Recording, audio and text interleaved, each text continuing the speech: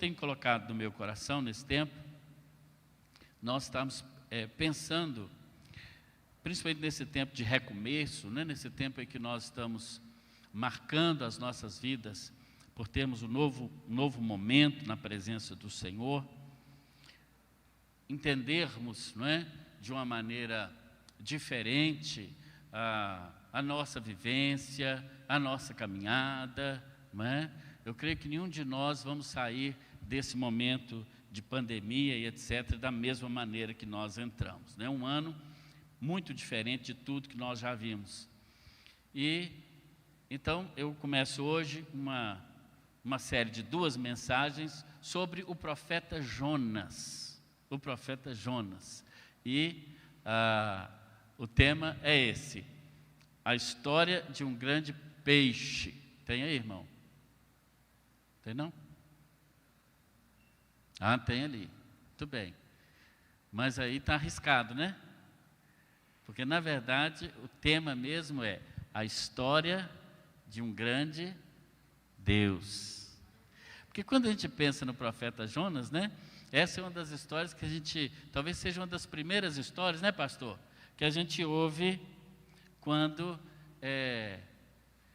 as crianças, principalmente, né, tem aquelas histórias clássicas da Bíblia, né? Davi, Golias. Com certeza a história de Jonas é. Eu, quando embaixador do rei, o livro de Jonas foi o primeiro livro que eu li inteiro. E me lembro que eu escrevi o livro de Jonas lá com meus, 12, 13, 14 anos. Escrevi o livro todo. E é um livro, você pode abrir aí já no Jonas?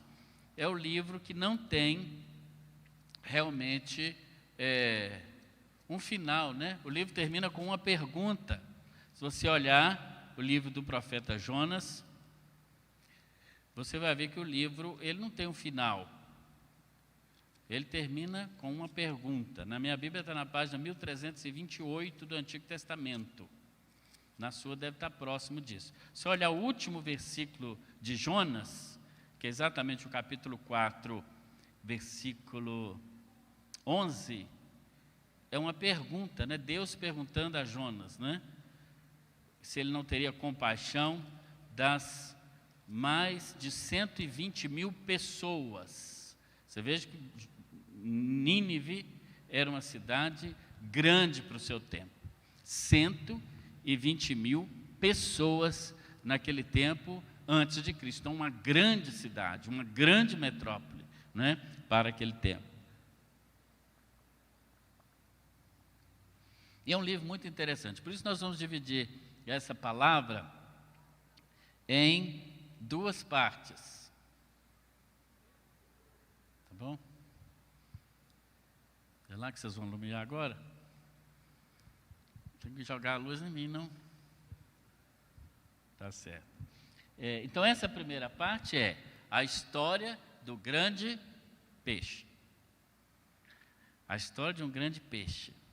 Mas lembrando que esse peixe, o verdadeiro peixe da história de Jonas, não é o grande peixe. É o próprio Jonas, não é?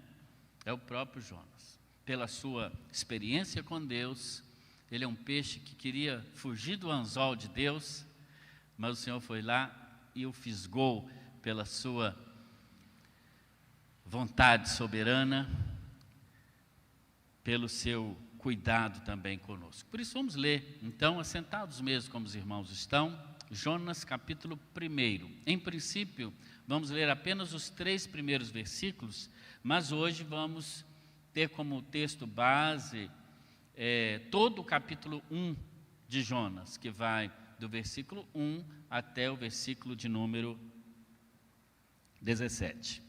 Jonas 1, de 1 a 3 diz assim: a palavra do Senhor veio a Jonas, filho de Amitai, dizendo: levante-se, vá à grande cidade de Nínive e pregue contra ela, porque a sua maldade subiu até a minha presença. Jonas se levantou, mas para fugir da presença do Senhor, para Tarsis, desceu a Jope e encontrou um navio que ia para Tarsis. Pagou a passagem e embarcou no navio para ir com eles para Tarsis, para longe da presença do Senhor. Que Deus abençoe a sua palavra lida ao nosso coração e que ela sirva realmente para despertamento para cada um de nós. Como disse, essa história é uma história sui generis, né? Ou seja, uma história sem comum na Bíblia. É a história de um peixe que engole um homem. História de um homem que engole peixe é mais fácil. Quem são os pescadores aí, né?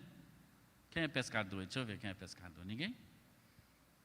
Ninguém? Nem os adolescentes estão pescando nada mais? Você não pesca não, irmão? Você tem cara de pescador, não? Mas eu tenho muitos amigos que são pescadores, né? E alguns até me chamam, viu, pastor Paulo, para pescar. Lá na sua terra tem rio de pesca lá? Mais ou menos? Que também tem um rio. Mas os peixes estão voltando agora já, que o rio está bonitinho, não está? O rio está clarinho. Não está mais escuro aquele barro, não, né Marcelo? Está clarinho o rio agora, que eu estou fazendo umas caminhadas ali para... Aí eu vejo o rio bonito lá, né? Mas não me chama para ir pescar, não. Tem aquele ditado assim, está estressado, como é que é? Está nervoso? Vai pescar. Eu não me chama não, porque vai dar errado. Porque eu não tenho paciência de ficar esperando o peixe. Uma vez eu fui lá em Licínia, lá no sul de Minas, terra daquela grande Guapé, né, onde tem lá a represa de Três Marias, ou de Furnas, né, de Furnas. E aí o pastor Eduardo, ele me levou para pescar, mas no pesque pague. Aí tem que ficar lá esperando o pesque pague, cada peixe desse tamanho. Isso aqui só a cabeça do peixe. O corpo dele é maior. Aí passava aqueles peixão assim perto da gente, tinha que pegar no anzol. Falou, vou pegar um pedaço de pau aqui, dar uma porretada na cabeça desse peixe e vou pegar. Não, mas assim não pode. Fiquei lá meia hora, não peguei nada. Por fim, eu falei, vamos comer um pescado ali já, que eu acho que vai ser melhor. Então, comigo não dá certo esse negócio, está cansado, está estressado, vai pescar. Não. Mas agora é a história do peixe, parecendo aquelas histórias lá do Ariano Suassuna, né? Do Chicó e daquele outro lá, o João Grilo. Essa história não é do homem que pescou o peixe, mas do peixe que pescou o homem. Só faltou ter no final assim, só sei que foi assim. Não sei como é que foi, só sei que foi assim. Essas histórias maravilhosas da Bíblia que nós cremos pela fé. O pastor Glávio Terra Pinto, ele dizia sempre o seguinte, eu creio tanto na Bíblia, que se a Bíblia dissesse que Jonas é que engoliu o grande peixe, eu creria da mesma maneira. E é assim também que eu creio na palavra de Deus. Mas é uma história interessante, a história do grande peixe de Jonas, na verdade, é a história de um homem que ouve a voz do Senhor, mas foge.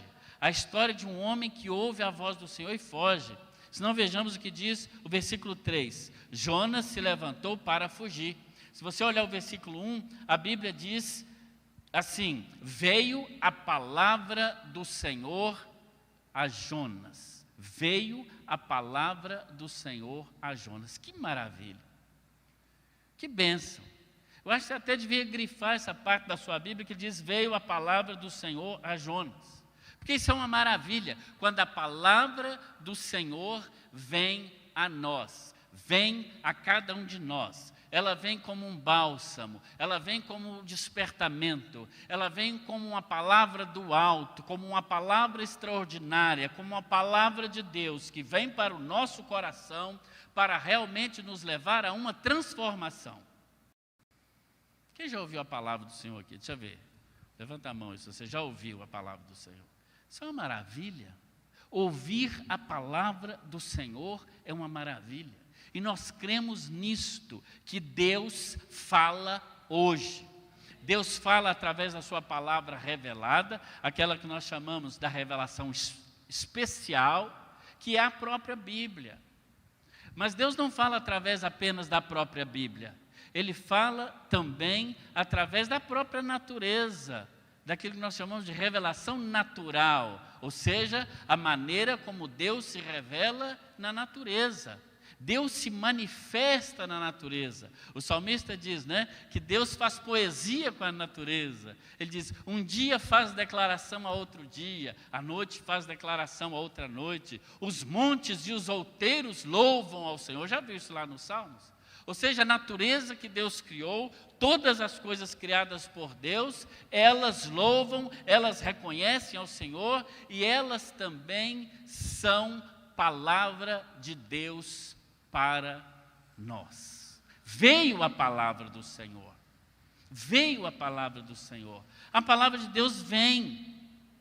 O Espírito Santo, ele fala no nosso coração através de impressões. A Bíblia não diz como Jonas ouviu a palavra de Deus. Se ele estava lendo um texto escrito do passado, se apareceu um anjo para ele, se ele ouviu uma voz, se ele viu uma sarça ardendo como Moisés. A Bíblia não diz como ele ouviu a palavra do Senhor, mas sabemos o básico, sabemos o mais importante, sabemos que ele ouviu a palavra de Deus. Isso é um grande privilégio, irmãos, e nós não podemos realmente olvidar, não podemos deixar de dar ouvidos à palavra de Deus, que nos fala através de uma mensagem como esta.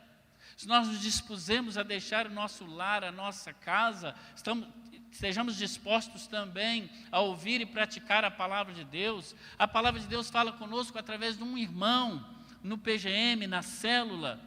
Outro dia li um texto da palavra de Deus, como leio, na minha leitura diária, sempre. E, em princípio, aquele texto não dizia nada para mim, nada, absolutamente nada. Mas eu agradeci ao Senhor, falei, obrigado, Senhor, em nome de Jesus. E 2 dias depois tinha um atendimento, aqui nós já voltamos com os atendimentos presenciais, quem precisar falar com um dos pastores, com alguém da equipe, do staff, esteja à vontade, já voltamos Na verdade, nós nunca paramos, A procura que parou, mas agora estamos atendendo também no gabinete. E aí uma pessoa veio, até não é membro da igreja, pediu para falar comigo e conversava comigo. E ele trouxe uma questão pessoal dele, da vida pessoal, e se encaixava exatamente naquele texto que 2 dias atrás eu havia lido e que para mim não fazia sentido. Mas na hora que aquela pessoa falava comigo, isso foi essa semana, na hora que ela me colocava aquela dificuldade que ela estava tendo com um ente querido que precisava de uma solução, e ele veio mais tomar uma consulta a mim como psicólogo, etc. Mas Deus queria me usar como pastor na vida dele. Ele disse, olha, eu tenho um texto para ler para você que Deus me deu há 2 dias. E agora eu estou entendendo, é para você. Assim, assim, assim, assim. E li para ele aquela situação. Então a palavra do Senhor, muitas vezes ela vem a nós e nem é para nós, é para os outros. Não que a gente deva ler a palavra de Deus, como quem já falou, que tem pessoas que leem a Bíblia com a pá, que vai sempre, isso aqui é para o fulano. Fulano precisava estar aqui para ouvir essa palavra, você joga para lá. Isso tem que ser com a enxada, sempre puxando para o nosso lado. Mas é entender que quando nós estamos conectados com o Senhor, Ele fala conosco. Ele fala situações que dizem respeito à nossa própria vida. Ele fala situações que dizem respeito à vida dos outros, à situação de outras pessoas com quem Ele quer falar, e talvez essa pessoa não está atenta à própria leitura da palavra, não está atenta às várias e diversas maneiras de Deus falar, e vai usar a sua vida. Por isso é importante termos discernimento espiritual para saber que Deus fala hoje. Deus não está mudo. A palavra dele também não se restringe somente, nesse caso, àquilo que está revelado. Mas a palavra revelada nos serve também hoje de alerta, nos serve de alento e tem várias utilidades para a nossa vida. Ou seja, ouvir a palavra do Senhor é um grande privilégio. Mas o que é que Deus está dizendo para nós? O que é que Deus disse a Jonas? Deus tinha um mandato, Deus tinha uma missão, e ela está constante aí no versículo 2. Levante-se e vá à grande cidade de Nínive e pregue contra ela, porque a sua maldade subiu até a minha presença. Deus dá a ele uma missão muito clara. Ou será pedir demais a um profeta que ele pregue a palavra de Deus? Não é exatamente essa a tarefa dela, ou dele? Pedir a um pedreiro para construir uma casa, você está pedindo demais? Não deve estar, né? Pedir um motorista para dirigir, um médico para medicar, assim? Um comerciante para comercializar, um general para generalizar, e assim vai. Assim? General generaliza, deve ser, né? Enfim, pede o profeta para pregar. Ou seja, o mandato de Deus, aquilo que Deus nos dá como tarefa, de alguma maneira, vai corresponder àqueles dons e habilidades que Ele nos deu. E que nós devemos usar, ouvir a palavra dEle e trabalhar para o Senhor. Né? E trabalhar para o Senhor. Servir ao Senhor. Colocar nas mãos dEle todas as capacidades especiais que Ele nos dá. E a palavra de Deus, muitas vezes, para nós, irmãos, é específica. Não tem como sair. Deus é cirúrgico, muitas vezes, naquilo que Ele nos fala. Gosto muito de orar e sempre em casa, nos nossos momentos devocionais com a família, nós temos sempre alegrado o nosso coração, alimentado o nosso coração da esperança e da palavra, por exemplo, que Deus nos deu para vir para cá, para Valadares. Assim como durante 25 anos, lá em Belo Horizonte, a palavra de Deus, que Deus colocou no meu coração, está na palavra dEle, e ficamos ali por 25 anos sendo alimentados por aquela esperança e aquele chamado que é dEle, não a oportunidade. É um mandato, é uma ordem, e de quando em quando nós estamos renovando isso, nós estamos dizendo uns para os outros, olha, foi Deus que nos trouxe, olha, em nome de Jesus, vamos ficar firmes em nome de Jesus. Deus tem um propósito em tudo, né? Em tudo. A palavra de Deus vem e ela vem com uma mensagem específica. Deus fez a sua parte. Deus fala. Deus fala hoje. Amém, irmãos? Deus fala, amém? Fala na palavra, fala na natureza, na igreja, no irmão. Deus fala, isso é uma coisa. Mas Ele não falou apenas no passado. Ele fala hoje. Isso é poderoso demais. Ele não está dormindo, está morto, Ele fala. Ele fala e traz um mandato específico. A Jonas foi, vá à grande cidade de Nínive. Bem, uma ordem de Deus é uma ordem para ser obedecida. O que diz o texto bíblico? Portanto, porém, todavia, Jonas se levantou para fugir da presença do Senhor. E o finalzinho do versículo diz que ele foi para longe da presença do Senhor. Que infelicidade. Essa é a pior decisão que alguém pode tomar. Fugir do Senhor e fugir da presença do Senhor. Não tem decisão pior do que essa. Deus não pediu nada demais a Jonas. Mas ele, por algum motivo, que quando chegar no céu a gente pode perguntar, ele cascou fora. E quando nós fugimos da presença do Senhor, da vontade do Senhor, que é sempre boa, perfeita e agradável, nós iniciamos um caminho de queda livre. Porque quando Jonas desobedece ao Senhor, ele começa a descer. Não sei na sua tradução, mas olha aí comigo, se você fechou sua Bíblia, abra de novo, Jonas capítulo 1, versículo 3, olha aí. Vamos tentar identificar aí, às vezes que aparece a palavra descer ou descendo. Jonas se levantou para fugir da presença do Senhor para Tarsis. Parece o primeiro desceu aí, né? Nem todas as traduções talvez tenham, mas diz assim, desceu a Jope. encontrou um navio que ia para Tarsis, pagou a passagem e desceu para dentro do navio. Nem todas as traduções têm esse segundo desceu, mas em algumas tem. E depois no verso 5, a Bíblia diz, finalzinho do versículo 5, diz: Jonas havia descido ao porão do navio. Ele desceu quantas vezes aí? O povo é bom de matemática, né, Isabel? Você já fez o Enem, Isabel? Já fez?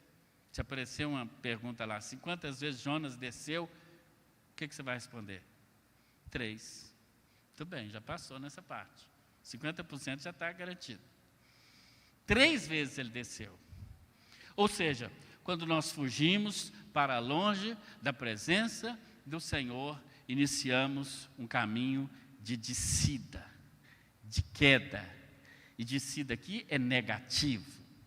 Ele desce primeiro para Jope. Claro, ele está certamente numa cidade em determinada altura em relação ao nível do mar. Ele vai para uma cidade portuária, que é Jope. Como a gente pode ser? Eu vou descer para Vitória, né? Vou descer para Nova Viçosa, capital ali do extremo sul da Bahia. Não é isso? Tem gente que desce para Porto Seguro, que é outro lugar melhor de bom ainda. Não é assim? Agora você vai para Brasília, você fala, eu vou subir. Está mais alto, está no Planalto Central, e etc. Então, a primeira descida dele, lógico, é de uma cidade para uma outra cidade que está no litoral. Mas o que se pode simbolizar isso do ponto de vista espiritual? Quando ele sai da cidade onde ele estava para Jope, que era a cidade portuária, onde tinha o porto, né, para ele embarcar, isso nos mostra, irmãos queridos, simboliza estar deixando o lugar mais seguro do mundo. Qual será o lugar mais seguro do mundo? Será Valadares? Será o Ouro Verde? Será? O lugar mais seguro do mundo? Será que é Beirute? Acho que não, né? Será onde é o lugar mais seguro do mundo? O que vocês acham? Quem acha? Qual que é o lugar mais seguro do mundo para alguém estar? Belo Horizonte? A irmã foi na escola dominical, tá vendo? O lugar mais seguro do mundo para se estar é o centro da vontade de Deus. O centro da vontade de Deus. Descer para Jope significa, então, deixar esse lugar. Os Provérbios, capítulo 4, versículo 12, diz: há um caminho que ao homem parece direito, mas o fim dele são os caminhos da morte. Quando nós enveredamos pelos nossos próprios caminhos, estamos sim descendo para longe de Deus, da sua vontade e do seu cuidado. Mas ele não desce apenas nesse sentido. A segunda descida dele é quando chega, a Bíblia diz, ele paga a sua passagem. Interessante, né? Ele paga a sua passagem, ou seja, tem um custo, né? A ideia desse pagar a sua passagem dá a ideia também do custo que se paga para ir para longe da vontade do Senhor. Tem um custo. E essa passagem dele foi cara, viu? Foi cara. Talvez não no sentido monetário, mas no sentido das consequências para a vida dele, foi muito caro. Tem muitas decisões que nós tomamos, muitas passagens que nós pagamos pela vida, que sai muito caro para nós. Situações que nós não pedimos ao Senhor sabedoria, que nós fugimos de Deus e pagamos muito caro. Quantas vidas destruídas, quantas pessoas deprimidas, quantos casamentos desfeitos, quanta tristeza nesse mundo. Minha esposa falou comigo outro dia assim, eu vou tirar o meu CRP, né? Que é a carteira do psicólogo para ele poder clinicar. Ela já é formada, mas ainda não clinica.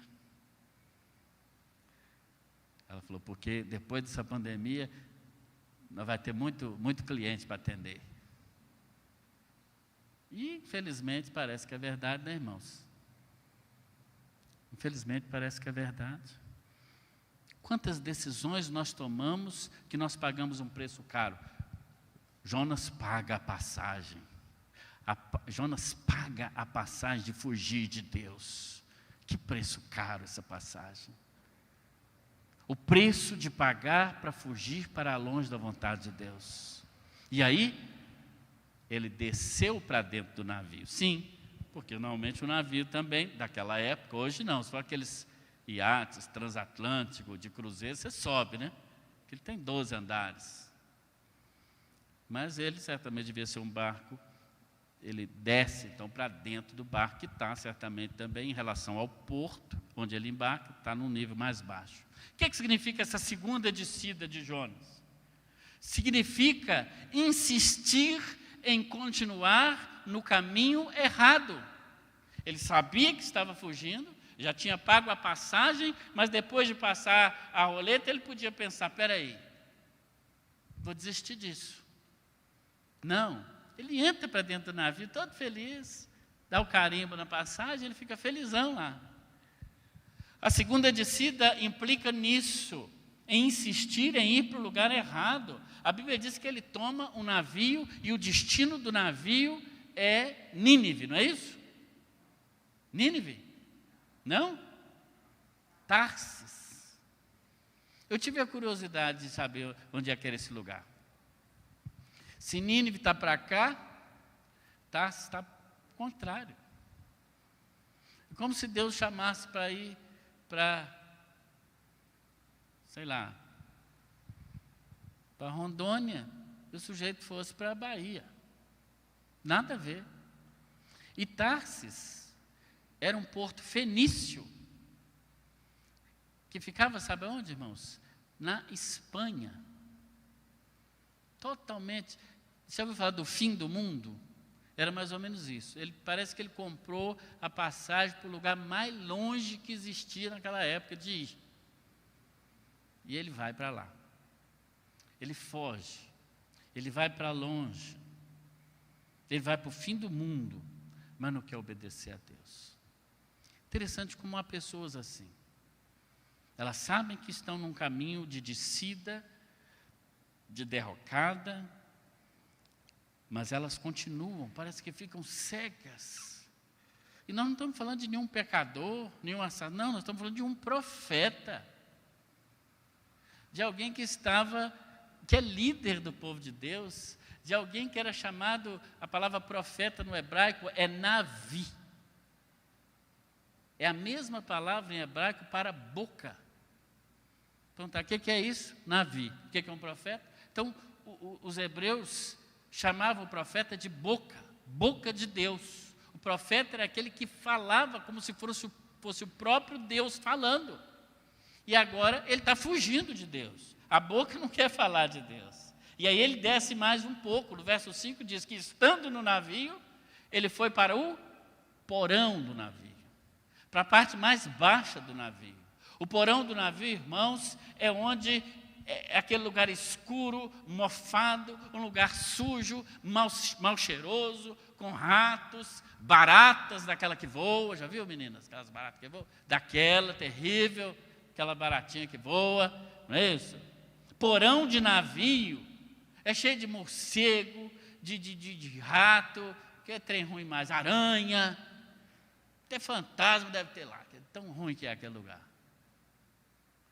Porão de navio não é lugar de profeta.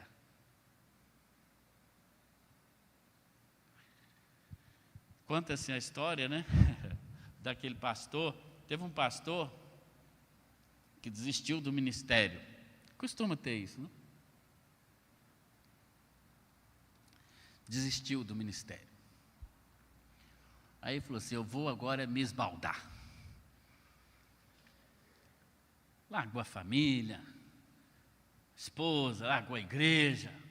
Falou, agora eu vou viver minha vida. Eu conheço um que fez isso. Falou, agora eu vou viver minha vida. Talvez é o que o Jonas queria, viver a vida dele. Aí ele foi para uma boate. Boate, né? Lá, sei lá como é que é a boate. Deve ser um negócio escuro. Eu já vi no filme como é que é, sabe? Fica lá o sujeito dançando lá, ó. Não é isso? É assim? Só no sapatinho, só no... Aí bebe um negócio, um drinkzinho. Aí o pastor foi para lá, vestiu uma roupa de gente normal.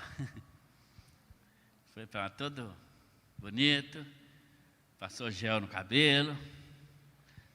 Ficou lá só olhando. Daqui a pouco, naquela penumbra, ele vê uma moça bonita olhando para ele. E falou, o negócio já começou a melhorar. E do nada, a moça bonita vem andando para o lado dele.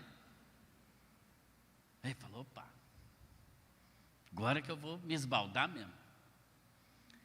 Mas daqui a pouco, quando ela vai chegando mais perto, ele percebe que era uma ovelha dele, que tinha desviado, desgarrado.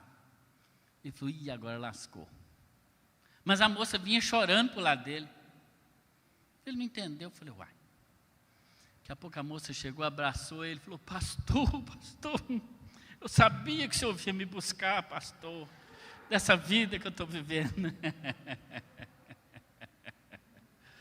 Ou seja, quando Deus tem um propósito na nossa vida, nem que a gente queira sair dele, Ele vai dar um jeito de nos trazer de novo. Ele diz assim, seu lugar é aqui. Lugar de profeta não é no porão. Lugar de profeta é onde ele pode pregar a palavra. Lugar de profeta não é debaixo do balaio, né, como Jesus disse, mas é no alto, para que possa brilhar. As descidas indicam a queda, o fracasso, mas é preciso nós nos atentarmos. É atribuída a Billy Graham, o grande pregador, uma frase muito interessante, que eu acho que inclusive nós temos aí, que diz assim, toda vez que o homem pensa em navegar para longe de Deus, o diabo tem sempre um barco pronto. Olha lá o barco pronto.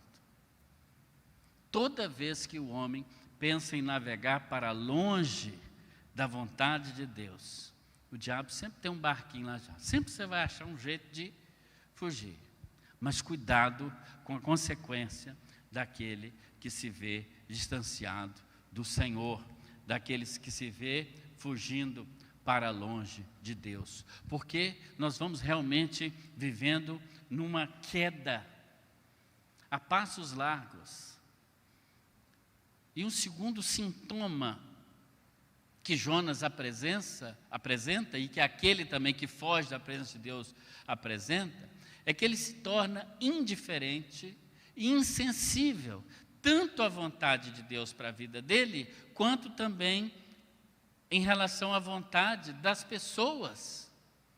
A Bíblia diz no versículo 4 e 5, mas o Senhor lançou sobre o mar um forte vento, e levantou-se uma tempestade tão violenta, que parecia que o navio estava a ponto de se despedaçar.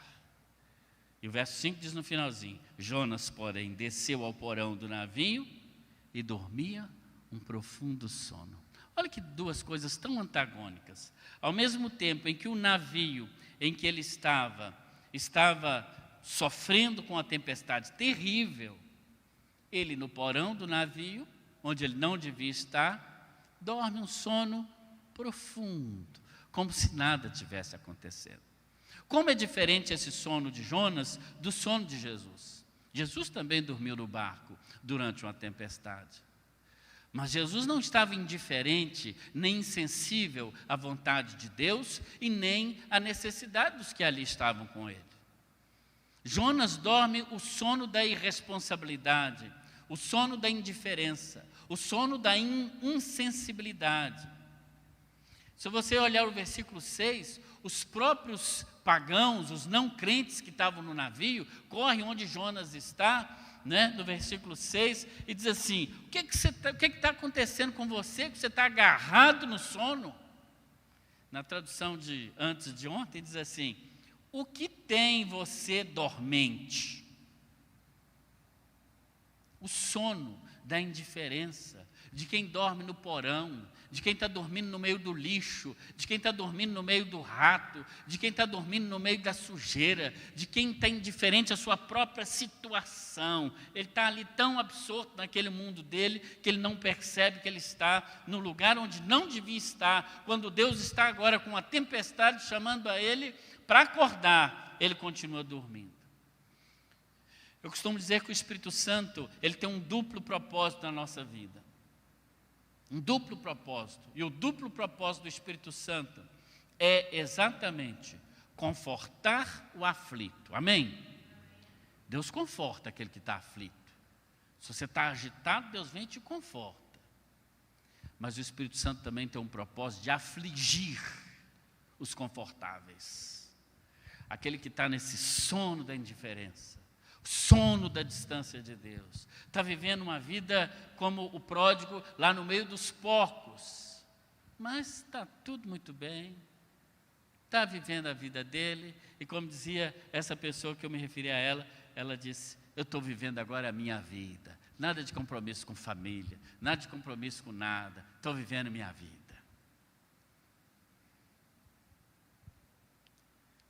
Jonas, ele é o homem que se torna indiferente à vontade de Deus, mas se torna indiferente aos outros. Por quê? A tempestade tinha vindo sobre o barco por causa dele. E por causa dele, aquelas vidas todas iam se perder. Eles jogaram todo o mantimento do navio fora, se você continuar lendo aí. E Jonas não está nem aí para esse prejuízo financeiro que eles estavam tendo. Ele está bem, ele está nem aí. Já viu aquela música, estou nem aí, estou nem aí, estou nem aí? Não tem uma música assim? Vou cantar essa aqui não, tá, irmão? Põe no repertório aí não. Porque nós temos tudo aí com a vida do outro, né? A Bíblia diz que nós temos que nos importar uns com os outros, servir uns aos outros, suportar uns aos outros. Mas Jonas está nem aí. Está insensível. Ele não está nem aí se um parente dele vai para o inferno ou não. Ele está nem aí, ele vive a vida dele. Ele não está nem aí se o testemunho dele está um testemunho completamente fora daquele padrão que Deus exige, que Deus quer de nós. Está nem aí. É o Jonas. Tem muita gente por aí dormindo como Jonas. Não está nem aí para nada. Mas eu quero dizer uma coisa. Em nome de Jesus, você que está em casa também, em nome de Jesus, nada escondido fica escondido por todo o tempo. Fui ali outro dia numa loja aqui, estava um sobrinho meu lá em casa, eu levei ele para comprar o raio congelante. Perguntei: o que você quer, Nicolas? Ele tem 3 anos, 4 anos. Ele falou: eu quero o raio congelante. Ele ainda falou assim: para eu aplicar em você e você ficar congelado.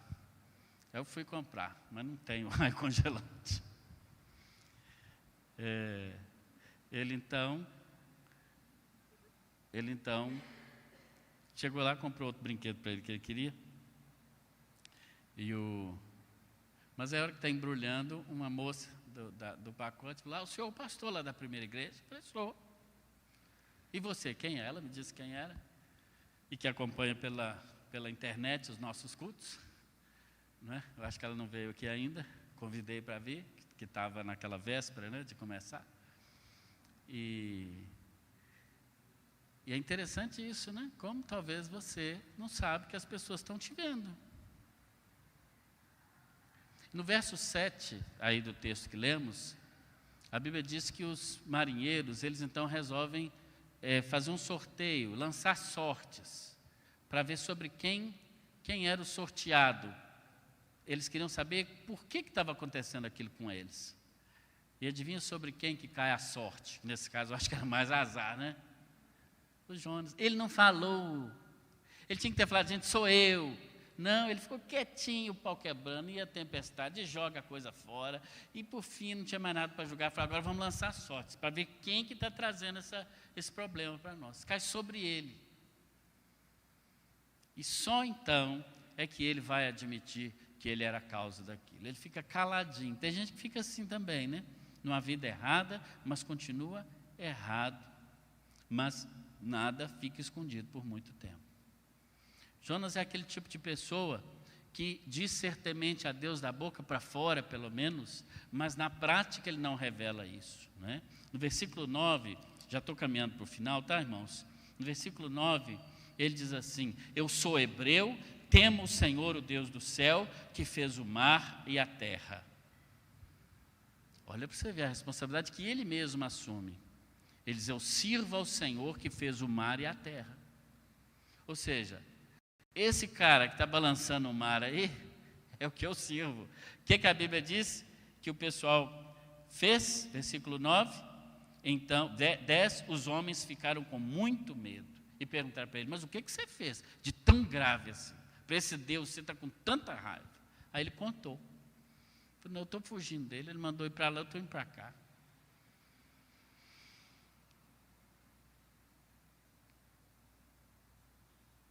É interessante que os incrédulos, no versículo 13, eles fazem votos a Deus, eles se esforçam para não jogar Jonas no mar, eles têm misericórdia da vida de Jonas, muito embora Jonas não tivesse misericórdia da vida deles. Mas eles falam: não, não vamos te jogar, vamos remar mais forte. No versículo 14, eles oram a Deus, esse Deus que eles não serviam. Eles dizem: ah, Senhor, rogamos que não nos deixe perecer por causa da vida desse homem. Os incrédulos oram a Deus, mas o Jonas mesmo, que era o profeta, não ora. E no verso 15, a gente pode fazer uma pergunta assim: depois de descer tanto, será que Jonas ainda conseguia descer mais ainda? O que você acha? Ele já tinha descido 3 vezes. Será que alguém pode descer mais baixo do que isso ainda? Será que é possível descer mais ainda? O que vocês acham? Sim ou não? Sim. Infelizmente, sim. Porque no verso 15, a Bíblia diz: em seguida, os marinheiros pegaram Jonas e o lançaram no mar. E a fúria do mar se acalmou. E no final, verso 17, diz: e o Senhor preparou um grande peixe para que engolisse Jonas. E Jonas esteve 3 dias e 3 noites no ventre do peixe. Quando começa a descer, como diz o ditado aí, para baixo todo santo ajuda, né? Quando começa a descer, a descida é rápida. Jonas desce ainda mais. Do barco, do porão do barco, ele vai para o fundo do mar. E do fundo do mar, ele vai para a barriga do peixe. Mas é interessante, querido, e eu quero já caminhar para o encerramento dessa palavra, com o início do verso 17. Olha que versículo lindo. Você pode até grifar na sua Bíblia também, viu, Isabel? Você já fechou, né? Pode abrir de novo. O Jonas é difícil de achar, né? Mas o início do verso 17 diz assim: e Deus preparou. Está escrito assim na sua Bíblia? Deus preparou. Que bênção. Mesmo quando nós estamos no caminho da desobediência, longe dele, descendo a 120 por hora, mesmo lá no fundo do mar, Deus prepara um meio de nos buscar. Certa vez uma pessoa estava dando a profissão de fé, né? Aquele testemunho para quem vai se batizar, e aí alguém fez uma pergunta assim: como você encontrou Jesus? Ela disse: não, eu não encontrei Jesus. Mas como você não encontrou Jesus? Então você não pode batizar. Ela disse: não, foi Ele que me encontrou. Foi Ele que me encontrou. Porque nós não encontramos com Ele, nós estamos fugindo dEle. Como diz Pedro, né? No mar, a Jesus: aparta-te de mim, que eu sou pecador. É Ele que nos encontra. Deus preparou. Isso é a misericórdia de Deus. Essa é uma história de um homem que tem um Deus misericordioso. Viu, Rafael? Um homem que tem um Deus misericordioso. Preparou, pois, o Senhor um grande peixe. Ele ficou 3 dias. Semana que vem nós vamos saber por que ele ficou 3 dias. Podia ter ficado 1 hora. Ou 15 minutos no ventre do peixe. Tem um motivo que ele ficou 3 dias. Semana que vem nós vamos saber por quê. Mas eu queria chamar a atenção para essa primeira parte do versículo. Preparou o Senhor. Olha, não importa quanto você esteja distante, fugindo de Deus, da vontade dEle, Deus prepara uma solução, uma saída. Ele é todo poderoso. Eu quero dizer uma coisa, quando Ele escolhe, não adianta fugir. Alguém já disse que Deus mandou Jonas de navio, mas ele preferiu ir de submarino, né? Vai no ventre do peixe, 3 dias e 3 noites.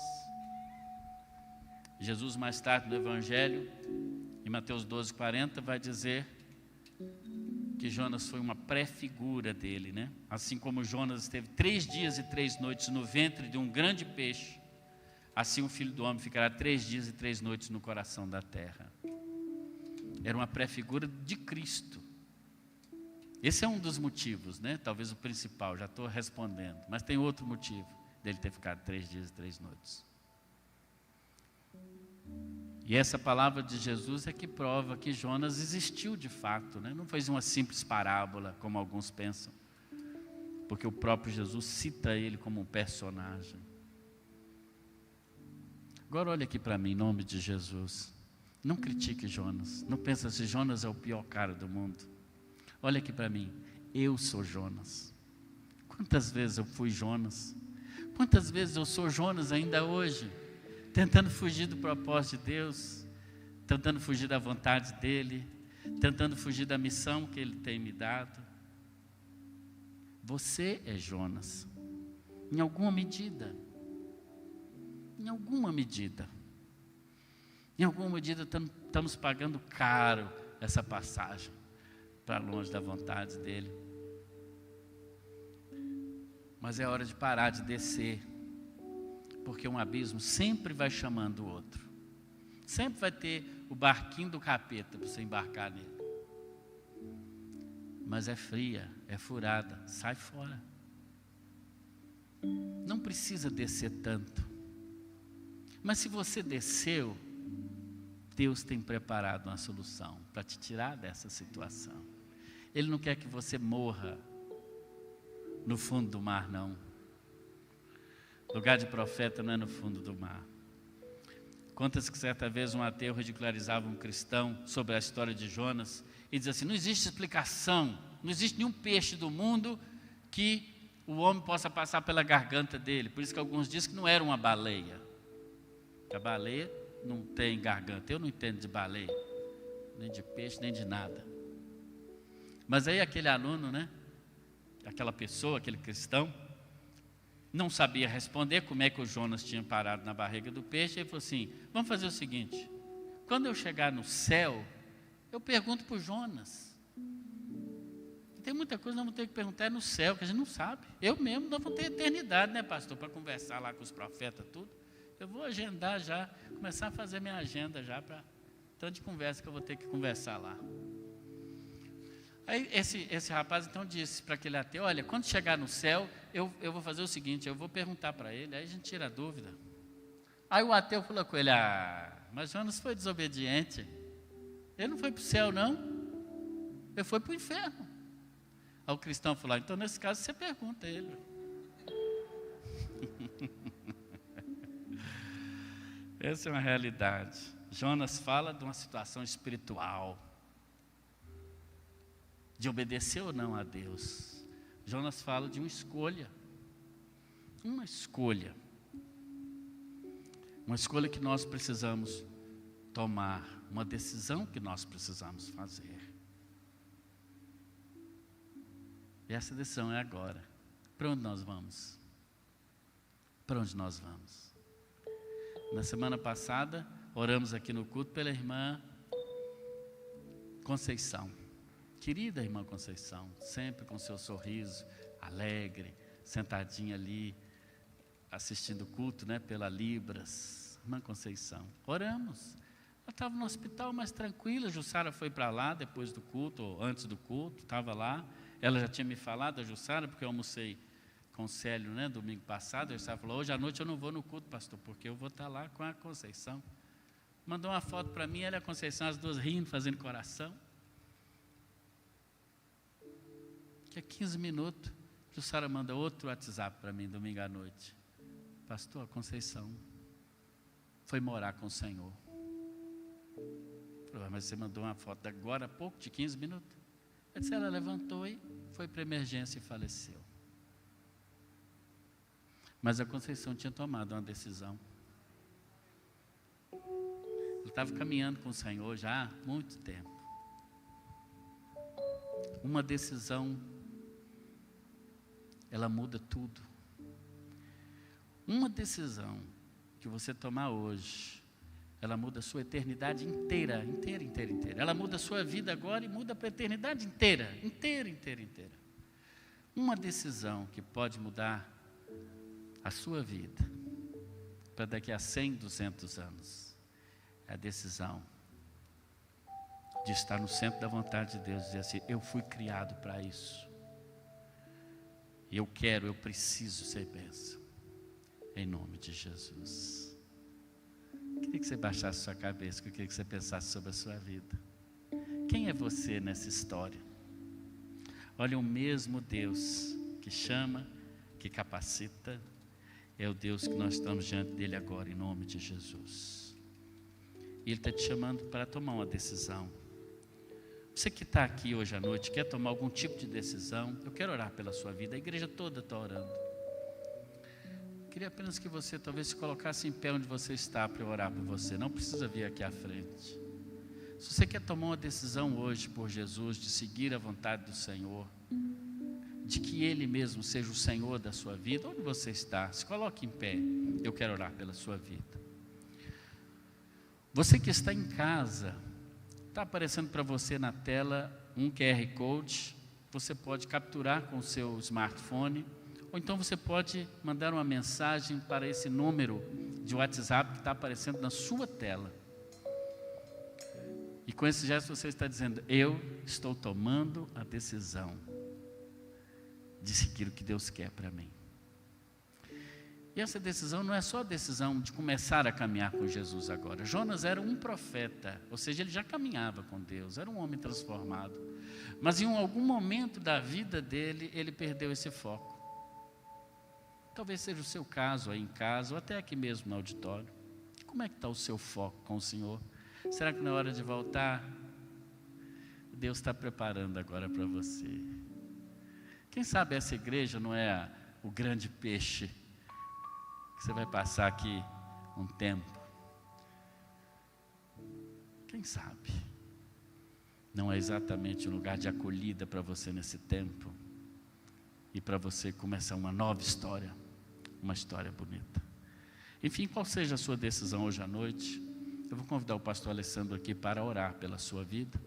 Qualquer que seja a sua decisão, você pode se colocar em pé aqui nesse auditório, ou em casa você também pode mandar o WhatsApp ou capturar aí o QR Code dizendo: sim, eu tomo uma decisão.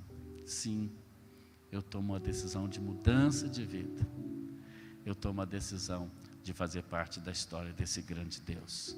Em nome de Jesus. Vamos colocar todos em pé e vamos agora orar ao Senhor.